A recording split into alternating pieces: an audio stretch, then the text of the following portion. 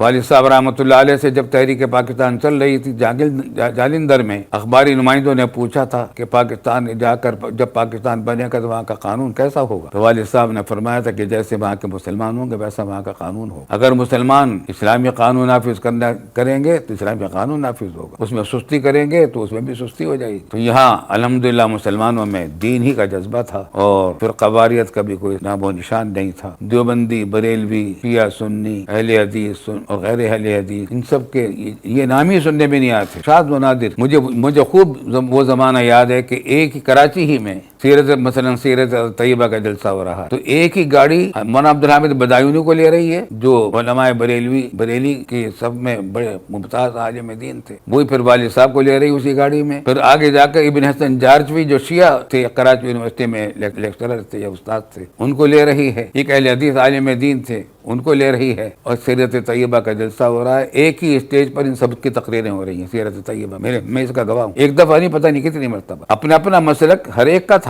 ہمارے بزرگوں کا اصول تھا کہ اپنا مسلک چھوڑو نہیں, دوسروں کا مسلک چھیڑو نہیں. ہر شخص اپنے مسلک پر عمل کر رہا تھا, لیکن کوئی دوسرے کی مسلک سے چھیڑ چھاڑ نہیں کرتا. چنانچہ لیاقت علی خان مرحوم نے اسلامی دستور کے تشکیل کے لیے اور بنیادی اصول طے کرنے کے لیے جو کمیٹی بنائی تھی, بنیادی اصولوں کی کمیٹی, تو اس کے لیے دینی رہنمائی کرنے کے واسطے بورڈ آف تعلیمات اسلام بنایا تھا, جس کا سربراہ علامہ سید سلیمان صاحب ندوی کو مقرر کیا گیا اور حضرت والد صاحب رحمۃ اللہ علیہ کو بھی اس کا رکن بنایا گیا. مشرقی پاکستان کے ایک اور عالم دین کو رکن بنایا گیا. خیر, یہ سب حضرات اس کے رکن تھے. اور مفتی جعفر حسین مجتہد شیعوں کے عالم تھے, وہ بھی اس کے رکن تھے. اس بورڈ آف تعلیمات اسلام نے رپورٹ تیار کی اپنی اسلامی دستور کے اصولوں کے لیے, تو اس میں کئی شیعہ سنی جھگڑے کی وجہ سے کئی رکاوٹیں پیش آئیں. پھر قرارداد مقاصد پاس ہوئی, اس میں بھی تمام مکاتب فکر کے لوگوں نے, تمام علماء نے اس کو تسلیم کیا, سراخوں پر رکھا. یہ وہی قرارداد مقاصد ہے جس کی بنیاد پر ہمارا پاکستان کا موجودہ دستور سن 73 کا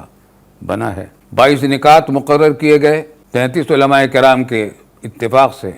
اس وقت چوٹی کے تمام علماء کرام اس میں شریک تھے, ہر مکتب فکر کے, شیعہ, سنی, دیوبندی, بریلوی. لیکن یہ نام نہیں تھے. اب تو یہ ناموں کو ہوا دے رکھی ہے دشمنوں نے. تو لیکن اپنا مسلک چھوڑو نہیں, دوسروں کا مسلک چھیڑو نہیں پر عمل کرتے ہوئے مشترک مقاصد میں قرارداد یہ 22 نکات طے کیے گئے. کسی مکتب فکر کے کسی عالم نے ادنا اختلاف نہیں کیا. یہ تو ہمارے دشمنان اسلام نے اور سیکولرزم اس پاکستان پر مسلط کرنے والوں, مسلمت کرنے کا جنون رکھنے والوں نے پھر قواریت کو فروغ دیا. کچھ ہمارے لوگوں کی بھی بے احتیاطی ہو گئی اور پھر قواریت کو بہانہ بنا کر اسلامی نظام کو پیچھے ڈالا جا رہا ہے. حالانکہ ہمارے بزرگوں کا تو احتیاط کا معاملہ یہ تھا کہ جیسا کہ میں بتا چکا ہوں کہ میں رہنے والا دیوبند کا تھا, سابق طالب علم دارالعلوم دیوبند کا ہوں. میرے آبا و اجداد دیوبند کے تھے. تو جب میں پاکستان آیا تو میں اپنے نام کے ساتھ محمد رفیع دیوبندی لکھا کرتا. جب تک طالب علم تھا والد صاحب نے منع نہیں کیا. لیٹر ہیڈ بھی چھپا لیا تھا اپنے دوستوں کو, ہندوستان میں ہم خط لکھا کرتے تھے تو لیٹر ہیڈ پر محمد رفیع دیوبندی لکھا ہوا تھا. لیکن جب دارالعلوم کا استاد مجھے مقرر کیا تو والد صاحب رحمۃ اللہ علیہ نے مجھے فرما دیا کہ تم اپنے نام کے ساتھ دیوبندی نہ لکھا کرو, اس سے فرقہ واریت کی بو آتی ہے.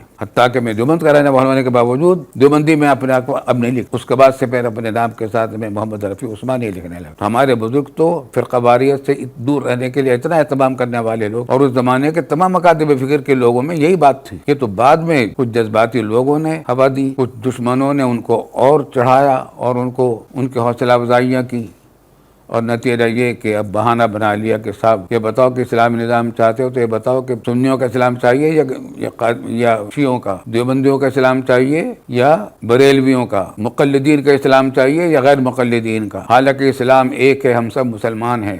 قرآن نے ہمارا سب کا نام مسلم رکھا ہوا, سماکم المسلمین. قرآن نے ہمارا نام دیوبندی, بریلوی, شیعہ, سنی, مقلد, غیر مقلد نہیں رکھا. ہمارا نام صرف ایک بتایا سورۃ الحج میں. اللہ تعالیٰ نے فرمایا هو سماکم المسلمین, اللہ نے تمہارا نام مسلمان رکھا ہے, مسلم رکھا ہے.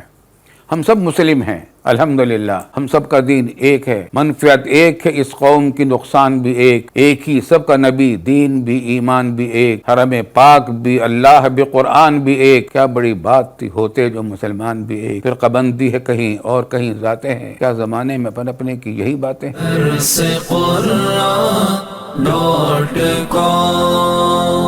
www.darsequran.com